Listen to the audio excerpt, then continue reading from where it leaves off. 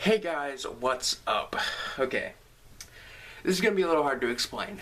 I'm here with a review of a slasher, splatter, comedy,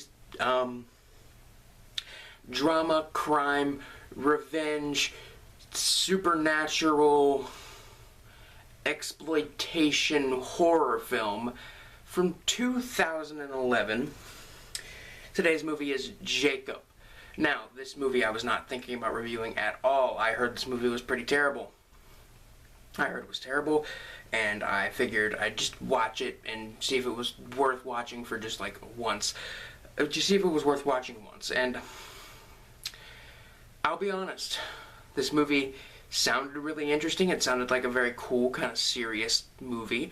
It's about this kind of stereotypical, kind of mute hillbilly that is somewhat of a gentle giant named Jacob, and his little sister and his mother and his abusive stepfather who ends up killing his little sister, causing him to get revenge. That's the entire plot of this movie. But they didn't tell you in the description on IMDb or Netflix or anything like that that this film, once it reaches a certain point, becomes a movie that is akin to something like Hatchet or Dead and Breakfast. Allow me to kind of explain. Basically, with this movie usually gets bad reviews, not because of like its camera work or lighting or anything like that. Like, everything from a technical standpoint is very, very solid. It's the fact that the characters are really, really flat. The writing is really bad, and the acting is pretty bad as well. And honestly, it turns the movie into a B movie. The movie starts out with a very serious tone for like the first probably hour or so, I want to say, and it feels like it feels like a drama film, And then we get to the point where Jacob gets revenge, which is at like the hour mark, and the film stops becoming it stops being a drama and starts becoming something like Henry Portrait of a Serial Killer, or, as I said before, Hatchet, or Dead and Breakfast. I want to say Henry Portrait of a Serial Killer more because it still has that kind of light drama feel to it. But then for the next probably 10 minutes, we get like a bit more backstory and stuff. And for the last 20 minutes, the film just becomes a balls to the wall comedy, horror, splatter film in the vein of Hatchet. Yeah, in the vein of Hatchet, which I had right here. Anyway, this film is very badly acted, very badly written. The characters are not likable. The only really likable characters here are Jacob and Sissy, who I guess that's her name because that's the only name she's given throughout the entire film. And I really don't know how to explain this film. It's kind of like...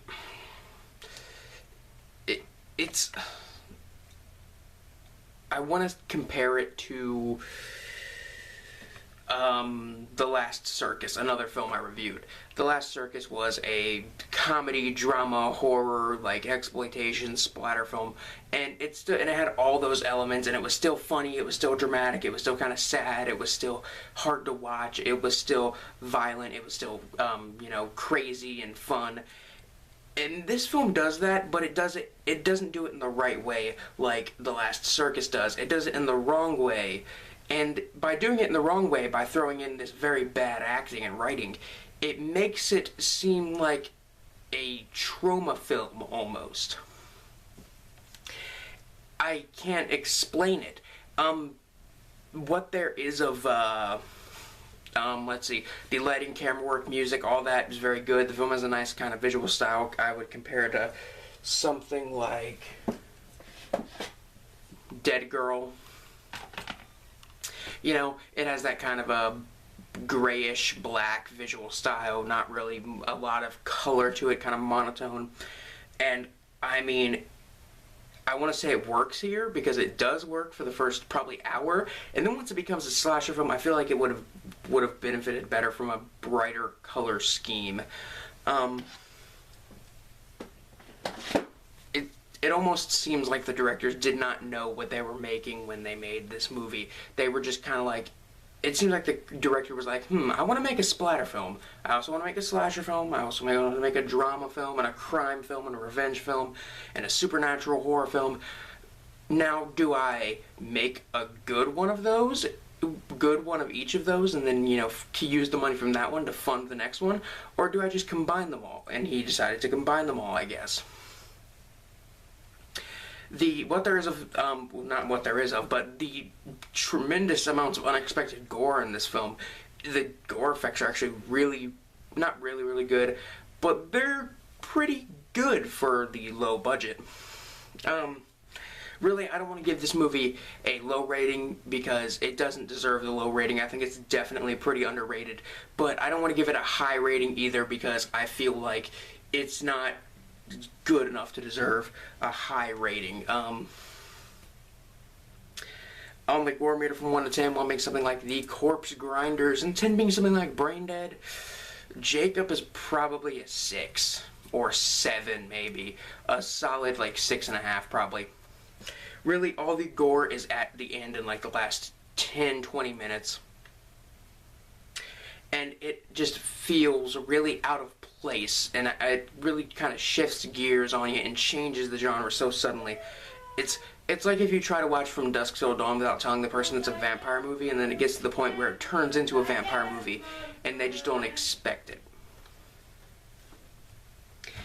And that's kind of why I liked this movie. It's really hard to explain why I liked it, because I really, at first, when I first watched it, I'm like, oh, this is going to be some stupid movie. I'm not going to want to review it or anything. And then about halfway through, I was like, I might want to review this. And then once I got to the end, I'm like, yeah, I definitely have to review this movie.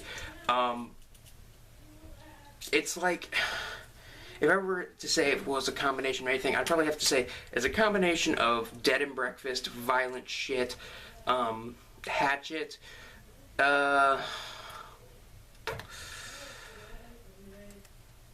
don't know, some supernatural horror film, because there's also the kind of this subplot about Jacob's father, and it kind of has to do with him inheriting this house that's apparently haunted, and he goes to work on this house and he finds this mysterious book there. Mysterious book, huh? I wonder, yeah. I wonder what movie that sounds like. But he finds this mysterious book there and he starts reading it and drawing all these symbols and everything.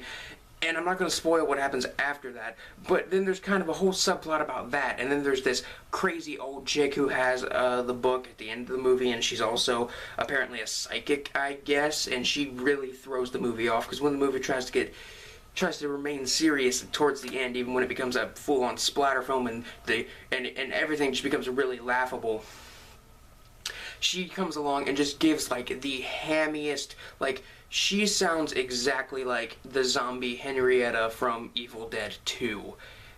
And that's amazing, honestly.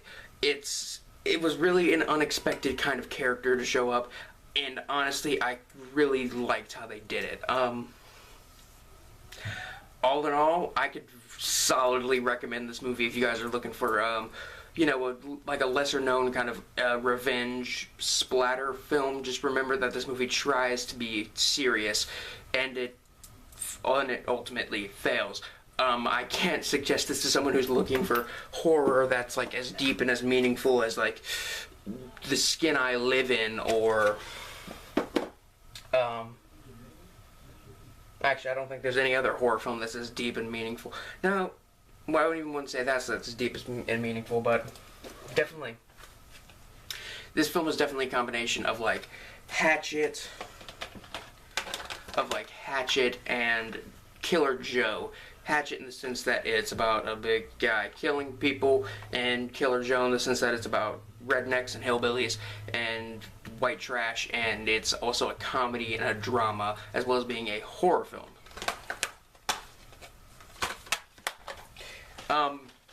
Now I'm just fucking juggling DVDs. I've at least got to give this thing a 7 out of 10, maybe 8 out of 10, because I definitely enjoyed this movie. I think I enjoyed it a bit too much. Anyway, guys, I'm Biscuit Boo 69, signing off. Peace.